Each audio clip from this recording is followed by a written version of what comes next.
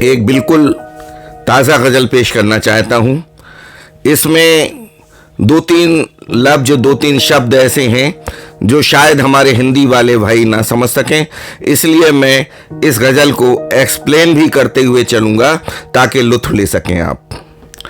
है हकीकत बात तेरे दर बदर है ज़िंदगी, है हकीकत बात तेरे दर बदर है ज़िंदगी, पर तुझे खोकर मिली है राहते आवारगी।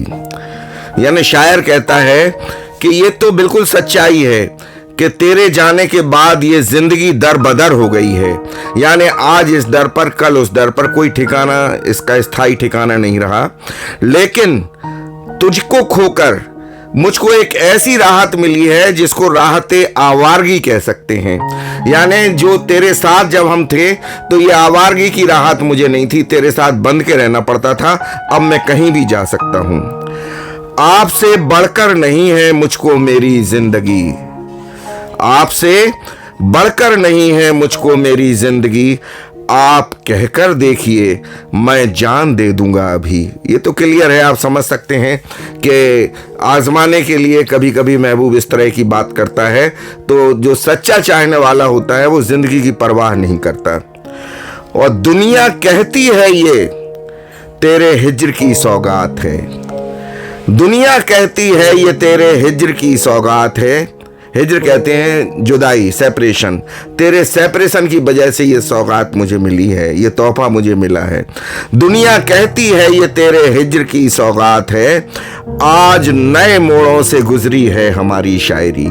असल में शायरी के बारे में ये कहा जाता है कि दिल टूटने के बाद ही शायरी में निखार आता है। तो वही बात शायर कह रहा है कि आज नए मोड़ों से होकर, आज नए मोड़ों से गुजरी है हमारी शायरी।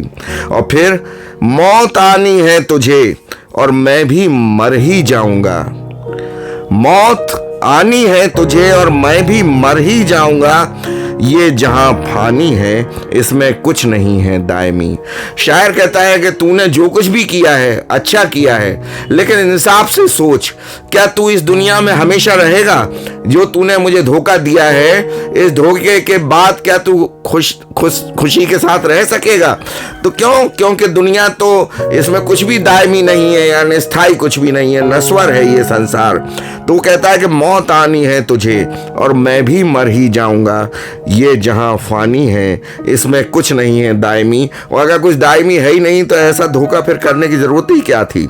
और फिर कौल है दुनिया का ये कि मुझको खोकर खुश हैं आप।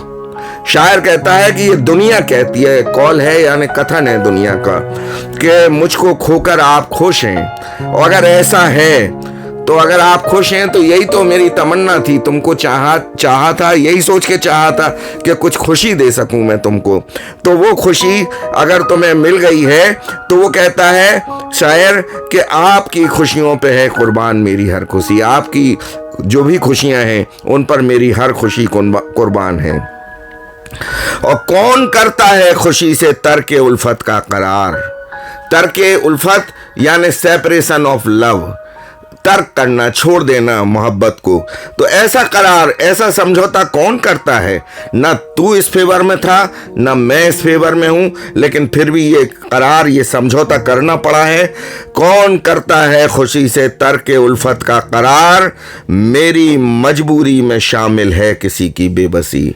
मैं किसी को बदनाम होते नहीं देखना चाहता था, क्योंकि अगर ये करार आगे बढ़ाया जाता तो उनकी बदनामी होती। और कोई भी सच्चा आशिक ये नहीं चाहता कि उसके महबूब की बदनामी हो, इसलिए ये करार किया गया है।